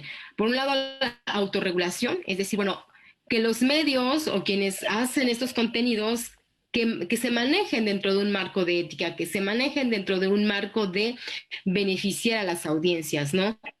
Del no engaño, de la no publicidad engañosa, etcétera, ¿no? De la no discriminación, por supuesto, frente a estas problemáticas que tú mencionas, pero me parece que eso es muy difícil, ¿no? Luego, frente a esta dificultad, otro de los aspectos que surge como una posibilidad es precisamente la alfabetización, que hay muchos proyectos, ¿no? Hay muchos proyectos que trabajan con niños, con jóvenes, con adultos, con personas de la tercera edad, para pensar en estas alfabetizaciones frente a los medios y en esta posibilidad de ser críticos y saber identificar cuándo me están promocionando algo o cuándo me están ofreciendo información que me va a formar, cuando me estoy enfrentando a una publicidad engañosa, cuando se me está presentando un producto como milagro y eso es imposible de concretarse, cuando está habiendo discriminación, cuando están privilegiando una cuestión comercial o política frente a mis derechos de audiencia. En fin, pero entonces pareciera que esta posibilidad de alfabetización o esta posibilidad de autorregulación, pues entonces avala que el marco jurídico sea tan endeble como es, ¿no? Y sea tan impreciso como es, porque precisamente existe la posibilidad, por un lado, de la autorregulación y por otro lado, de las alfabetizaciones. Entonces, me parece que yo creo, desde el campo de la comunicación, desde las ciencias sociales y las humanidades en general, pues tendríamos que estar poniendo el acento en todos los aspectos, ¿no? Es decir, que haya un marco jurídico que realmente se conforme como un marco con relevancia social, con pertinencia social, con defensoría de la sociedad y de la ciudadanía, ¿no? Que cuando eso falle, en efecto, quienes están como responsables de los contenidos de los diferentes medios de la comunicación apelen a esta autorregulación y esta perspectiva social, crítica, ética, para no rebasar estos límites que perjudican a las audiencias. Y que además estemos formados, cosa que es una problemática también muy sensible en nuestro país, porque de por sí hay un analfabetismo en la lectoescritura agudo, y luego, pues esta falta de alfabetización es precisamente ante las diferentes lecturas y usos que hacemos de los diferentes medios de comunicación, llámense tradicionales o nuevos medios de comunicación, ¿no? Entonces me parece que ahí hay tres aspectos en los que sí debemos seguir trabajando y por los que se debe seguir luchando, ¿no? Yo agradezco infinitamente tu texto, es un texto muy rico, insisto, bien estructurado, pertinente ante la temática que estamos desarrollando en este seminario. Yo espero que los participantes del seminario y quienes puedan consultar esta sesión a través de su videograbación más tarde, pues les sea de utilidad, ¿no? Me parece que es una temática presente, de actualidad para el campo de la comunicación y de las ciencias sociales y las humanidades en general. Muchísimas gracias, Karina. Y bueno, sin más, voy a ceder la palabra a la doctora Oliva Solís Hernández. Adelante, por favor, Oli. Sí, muchísimas gracias. Bueno, creo que ya la doctora Miriam ha señalado algunos aspectos que valen la pena recuperar del trabajo que nos presenta la maestra Karina Sánchez. Y yo voy a poner el acento en otra parte del trabajo, por supuesto, porque hago la lectura desde otra mirada, ¿no? En este caso, me parece que el trabajo que nos presenta Karina tiene un énfasis enorme en esta perspectiva histórica, ¿no? Cuando da cuenta de cómo se van conformando los derechos de las audiencias y el proceso de lucha que ella ha señalado, ¿no? de larga duración, que ubica a partir de 1977 y que no ha concluido y que parece que no va a concluir, porque efectivamente este proceso de judicialización de muchas de las leyes, de las normas, de los reglamentos que se han ido estableciendo, pues no ha terminado, ¿no? Parte de la pertinencia que se ha señalado tiene que ver con algo que todavía hace no más de 2 meses se estuvo discutiendo en la Corte, ¿no? En relación a esta distinción entre la información y la opinión de quienes conducen programas noticiosos o programas ya sea a través de la televisión o de la radio, y que pues también volvió a generar mucho debate por esto que ya tú has señalado en el trabajo, ¿no? Los concesionarios, los informadores, pues han señalado las dificultades, ¿no? Entre decir esto es información y ahora voy a emitir mi opinión, y lo que eso supone en la dinámica propia del programa o del noticiero. Y por el otro lado, quienes se supone que están haciendo la defensa de las audiencias, de hacer estas distinciones para no confundir, ¿no? A quienes están escuchando, lo cual también habría que reflexionar, porque eso supone que quienes escuchan serían entes que son incapaces de distinguir, ¿no? Entre una cosa y otra. Y bueno, eso ya también nos habla de una cierta concepción respecto de las audiencias. Pero bueno, yo quiero hacer el énfasis en algunos aspectos que me he permitido anotar para no ir inventando sobre la marcha. Y bueno, es un texto que ya lo ha dicho la doctora Miriam, es pertinente, está bien escrito, está bien documentado, bien estructurado, sobre todo esta primera parte donde vas haciendo el recorrido de cómo se han ido conformando el marco jurídico respecto del derecho de las audiencias, me parece que es muy importante. Este recorrido, decía yo, tiene una visión de carácter histórico. Sin embargo, yo ahí propondría algo, ¿no? Para potenciar esta mirada histórica que tú has hecho, que tiene que ver con la creación de los contextos, ¿no? De los contextos políticos y sociales en el que se van dando estas transformaciones a los marcos jurídicos. Porque, bueno, la primera propuesta viene del 77 y decimos no ha dejado de producirse nueva jurisprudencia o nuevas modificaciones a la ley. Eso quiere decir que ha transitado este proceso no nada más del fin del estado de bienestar y luego el modelo neoliberal y ahora lo que se supone como una cuarta transformación. Y a pesar de que ha pasado por estos distintos momentos políticos, pareciera como que los debates pues siguen siendo los mismos, ¿no? O sea, los conflictos entre los concesionarios y los usuarios y el Estado, pues ahí están como una constante. Entonces, ¿en dónde está? Hace rato decía la doctora Miriam, ¿no? Tiene que ver con este carácter con el que se origina la idea, la ley de la radio y del papel de los medios en sus orígenes, en la década de los 50. Pero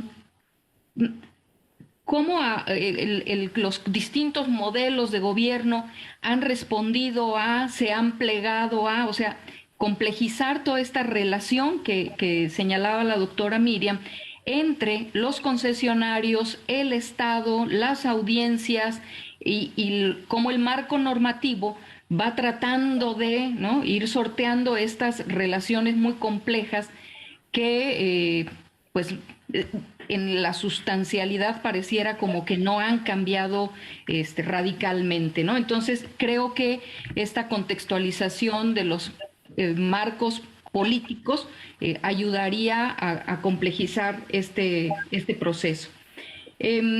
A mí me gustó mucho el que hayas tomado estos dos ejemplos que propones, porque nos permiten ver la complejidad, la dificultad que hay en distinguir entre ideología, información, opinión, publicidad, ¿no? Porque además todo se va dando junto con pegado, y hacer estas distinciones en términos analíticos pues resulta muy importante para el caso de quienes hacen investigación.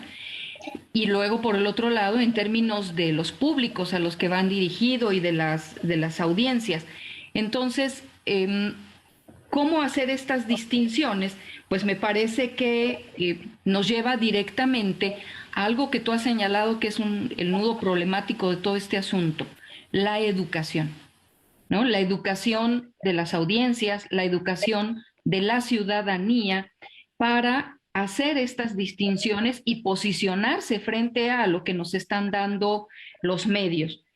Y en esta línea, pues por supuesto, ubicarse, ¿no?, críticamente frente a lo que nos están dando.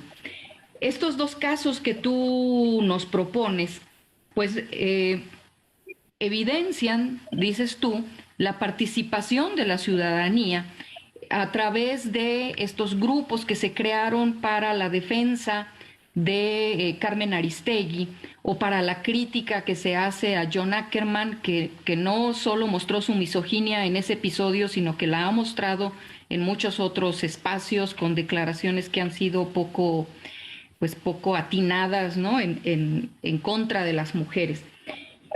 Yo ahí intentaría también, y esta es otra sugerencia, un acercamiento en la medida de las posibilidades a quiénes son esas audiencias, ¿no? A quiénes son esos grupos que salieron en la defensa de Carmen Aristegui o de Sabina Berman, porque pues decir audiencias es como muy general, ¿no?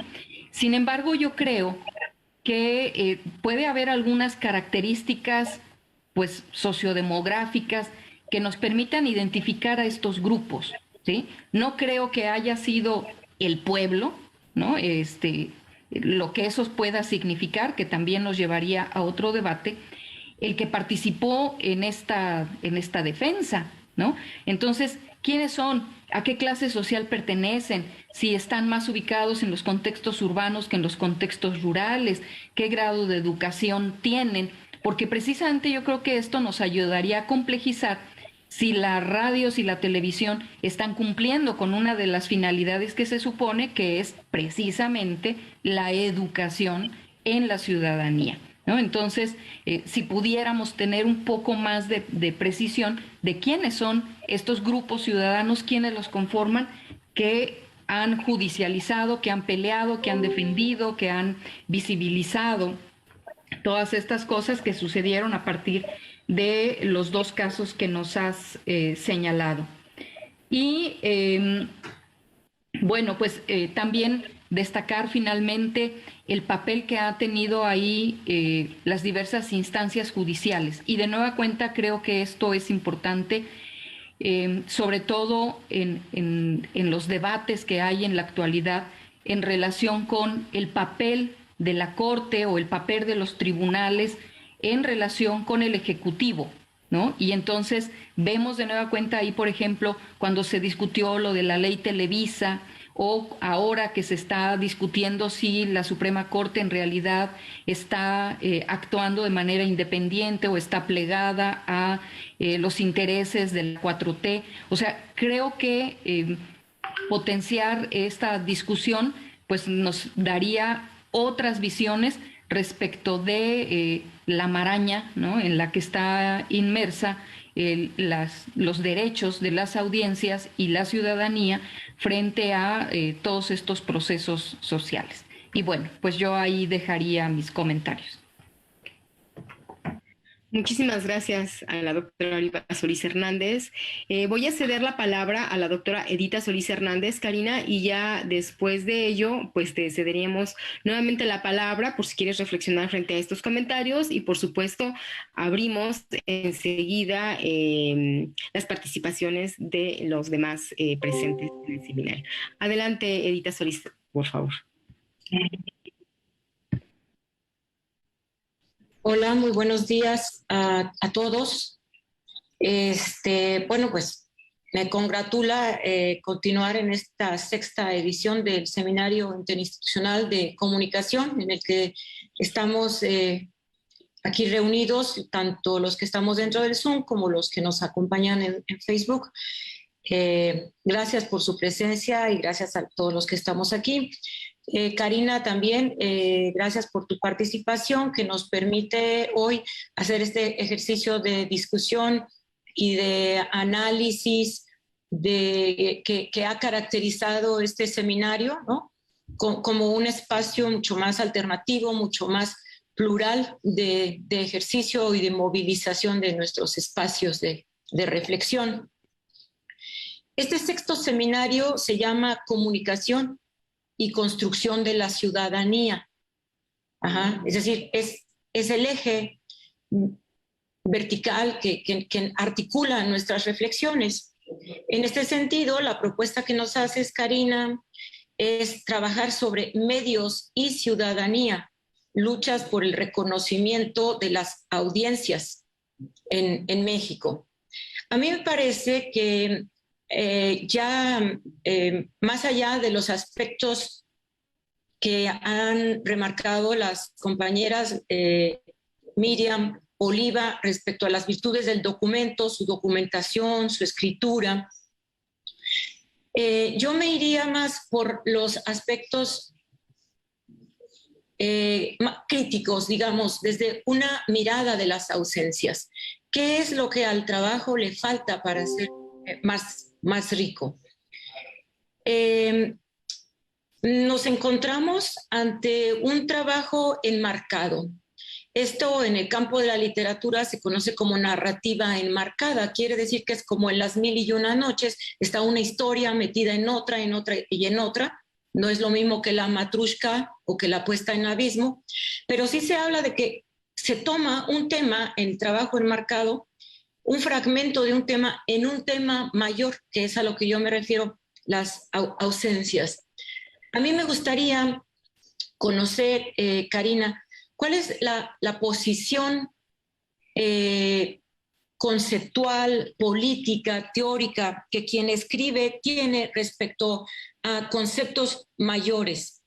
Conceptos como la noción de lo humano, qué cosa es la sociedad, cómo se entiende el cambio social, cómo se entiende la teoría del conocimiento, cómo se entiende algunos aspectos incluso como de ética social. Porque de otra manera me parece que caemos precisamente en la introducción en partir de un supuesto no corroborado empíricamente, es decir, un supuesto que está en un texto, como decir, se considera a las audiencias como ciudadanas y ciudadanos en contacto con los medios de comunicación, es decir, como sujetos de derechos, lo cual es un supuesto que en el caso de México empíricamente no corresponde. México es un país reprobado en términos de lectura y escritura y comprensión matemática, ¿no? Entonces, la reprobación que hemos tenido desde hace varios años indica que aunque existan grados y certificaciones, las capacidades cognitivas básicas de abstracción son muy pobres. Si a eso agregamos los últimos datos estadísticos sobre el acceso a la educación, más del 50%, casi el 55%, solamente tiene la primaria terminada y la educación superior solo accede el 21.6%, al menos en el 2020, a la educación superior. Pero ingresar a la educación superior, es decir, tener una licenciatura o suponiendo que terminen, egresen y tengan una licenciatura, no garantiza que sean buenos lectores, porque a la UNESCO le preocupa el tremendo déficit de comprensión lectora, analfabetismo funcional que hay en México. Entonces, si esto lo cruzamos con las características y los criterios para ser un ciudadano de hecho y no nada más de documento por haber nacido en México, por sacar una IFE, tenemos varios problemas. Hablar de ciudadanía es hablar de todos los mexicanos, todos los que nacimos en México o dentro de un contexto de un país, de una nación. Todos son ciudadanos de hecho. Uh-huh. Pero conquistar la actividad ciudadana como esta forma de participación en la red pública, eso ya no lo tienen todos. Entonces, de ahí hablar de ciudadanías, nos estamos refiriendo, como también mencionaba Oliva, a un sector privilegiado. Porque ¿quiénes son las audiencias de los casos que tú citas? Son audiencias de ya con condiciones, características y oportunidades bien específicas. Porque estas cadenas televisivas no son de la gran cadena ideológica hegemónica de América Latina, llámese Televisa o TV Azteca. Son una cadena del Politécnico, Canal 11 y otro conglomerado. Y el movimiento Yo Soy 132, citado como un ejemplo de movimiento de audiencias, efectivamente solamente son 132 estudiantes que pertenecen a una de las áreas más privilegiadas escolarmente hablando, que pudieron poner en 24 horas de rodillas al sistema, ¿no? Al sistema de comunicación. Pero más que un derecho de audiencias o un ejercicio de lucha por las audiencias, es un conjunto de muchachos acostumbrados a ser oídos, acostumbrados a expresar sus diferencias. Pero no es un logro de las audiencias, porque las audiencias que falta definirlas empíricamente, cuál es la característica de una audiencia capaz de ejercer sus derechos y de pelearlos, eso no está definido.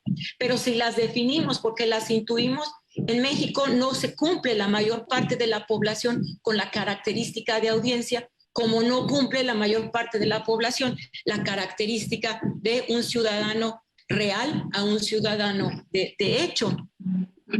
Entonces, yo invitaría más a considerar estos aspectos que van mucho más allá, que están en el marco más amplio de esto que nos presentas y que tiene que ver con esta reflexión de cuál es la relación entre medios de comunicación y ciudadanía para luego hablar del papel de las audiencias. Ajá. Porque citando a Morlino, que trabaja precisamente estos temas, que lo citó la doctora Ángeles en la conferencia magistral, en Morlino dice, mira, es que esta relación entre medios de comunicación y democracia es una relación que puede favorecer algunos aspectos como formar la opinión pública, pero efectivamente la forma, la deforma, la conforma y la subforma, nos diría Sartori. Entonces tenemos que tener este análisis empírico. También dice los medios de comunicación, y eso es sabido por una buena parte de las teorías de la comunicación, pueden homogenizar relativamente mentalidades, representaciones, consideraciones sobre la realidad. También los medios de comunicación tienen un potencial educador. Y yo creo que el potencial educador que nos da la MBS o Canal 11 no es el que tiene Televisa o el que ejerce Televisa y el que ejerce TV Azteca, que además es el potencial educador transversal y que además ha ocupado el lugar de las familias y de la escuela. Ajá. Y la otra posibilidad de los medios de comunicación es fortalecer el pluralismo, la tolerancia y la democracia deliberativa. Pero estas son posibilidades, sí y solo si la sociedad genera una educación real que permita a los individuos tener una comprensión lectora del mundo real, del mundo abstracto, del mundo simbólico. Si esto no sucede, es decir, el trabajo debe cruzar estas nociones de audiencias, esta noción de ciudadanía, con los resultados reales de la educación, para darle una profundidad al problema. Ajá. El problema del derecho de las audiencias, uno, es elitista hasta ahorita cuando se habla en términos meramente documentales o textuales, se vuelve absolutamente elitista y realmente no estamos hablando de una ciudadanía. Estamos hablando de un fragmento minúsculo de quienes tienen el privilegio por condiciones y por oportunidades de poder ejercer una ciudadanía y una conciencia suficiente, una conciencia suficiente que le lleve a actuar. Cuando la conciencia no es total, no hay acción.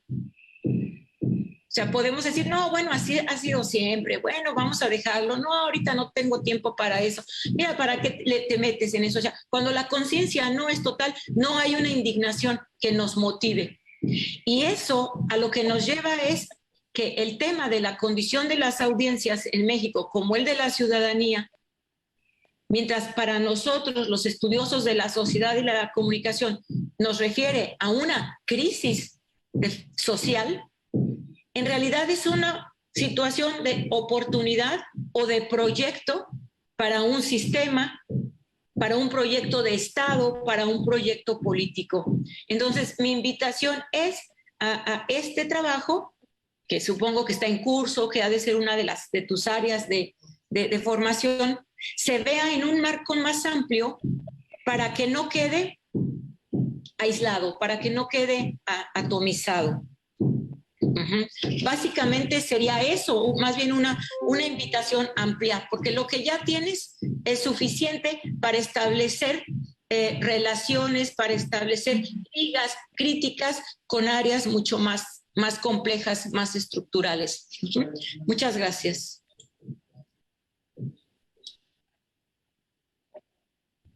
Tienes tu micrófono apagado, Miriam. Gracias. Muchísimas gracias, doctora Edita Solís.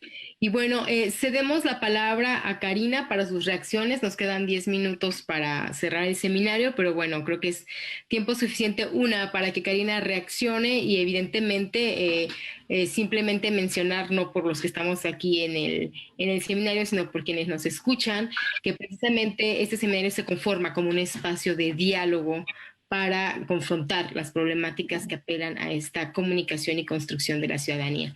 Cedo la palabra a Karina y si nos quedan algunos minutos, por supuesto, la participación a los demás presentes en el seminario. Adelante, Karina, por favor. Muchas gracias. Pues agradezco mucho los comentarios. Creo que sí son áreas de oportunidad importantes para el enriquecimiento del documento. Comentar, por ejemplo, respecto de las audiencias, hay algunos trabajos, sobre todo que han tratado como de identificar en un marco más amplio cuál ha sido el resultado de las defensorías de las audiencias, que justo identifican estos elementos. Uno pensaría que la audiencia de Canal 11, ¿no?, por las características de televisión pública, que justo pertenece al Instituto Politécnico Nacional, etcétera, son de clase media urbana. y nos sorprendería, ¿no?, identificar que en realidad es una audiencia bastante más amplia. Creo que sí, hay una razón también por la que elegí los casos que refería justo la historia que tienen en términos de la defensa de las audiencias.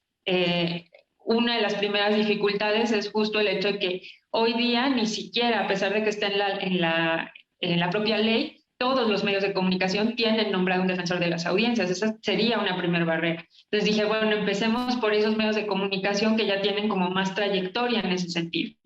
De hecho, por ejemplo, con MBS ocurre lo contrario.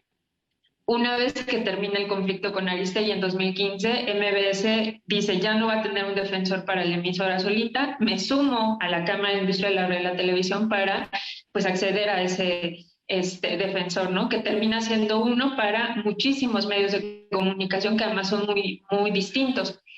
Sí, es una cuestión que yo tengo ahí pendiente hacer, ¿no? Un poco evaluar cómo ha sido el trabajo del defensor de las audiencias de la CIR para saber hasta dónde efectivamente ocurre. Pero cuando uno observa justo la experiencia y el trabajo de los defensores de las audiencias, nos damos cuenta de que hay un público bastante más heterogéneo del que nosotros estaríamos dispuestos a reconocer, incluso en medios de comunicación como Canal 11. Sí es cierto, hay una audiencia urbana, sí es cierto, hay una audiencia de clase media, pero no la es toda, ¿no? Y buena parte, lo cierto es que más que tengan que ver estas características de la audiencia, tiene que ver la relación que hay de la propia audiencia con el medio de comunicación a la hora de animarse a escribirle al defensor de las audiencias respecto de un programa determinado. Si ¿quiénes son estos que están participando en el medio de comunicación? Son aquellos que tienen un compromiso mayor con los programas que se están ahí transmitiendo. Y sí es cierto, habría que observar, por supuesto, de una manera más crítica el trabajo que se está haciendo desde pues, esos otros medios que parecieran además más amplios. El propio Instituto Federal de Telecomunicaciones, por ejemplo, en los trabajos que ha hecho respecto de qué es lo que nosotros como audiencias hemos estado consumiendo, identifican, por ejemplo, que los canales que más ven los niños son el Canal 2, ¿no? O el Canal 13, que no están dirigidos para nada a audiencias infantiles. Sí, creo que la observación que hacen respecto de la importancia que habría de contextualizar en qué momento van ocurriendo estas luchas me parece pertinente porque además ayudaría a enriquecer y a entender, ¿no?, por qué lo que está ocurriendo. Incluso si pensáramos en lo que ocurre con el órgano regulador hoy día, tendríamos que partir del hecho que se pensó, ¿no?, como un resultado también de cuidar lo que se había hecho mal con los antecedentes previos, la propia Comisión Federal de Telecomunicaciones. Pero tenemos un instituto que tiene varios comisionados no nombrados, ¿no?, en los últimos años. De origen se pensó en un nombramiento escalonado, justo para evitar que si uno se iba o se fueran todos al mismo tiempo, y lo cierto es que el actual gobierno no ha nombrado comisionados o no ha propuesto comisionados al Senado para que sean ratificados y puedan ejercer funciones. Y eso de entrada genera un marco endeble para el trabajo que está haciendo el instituto. Pues agradezco más bien los comentarios. Voy a trabajar justo en las propuestas que hacen porque me parece que son fundamentales.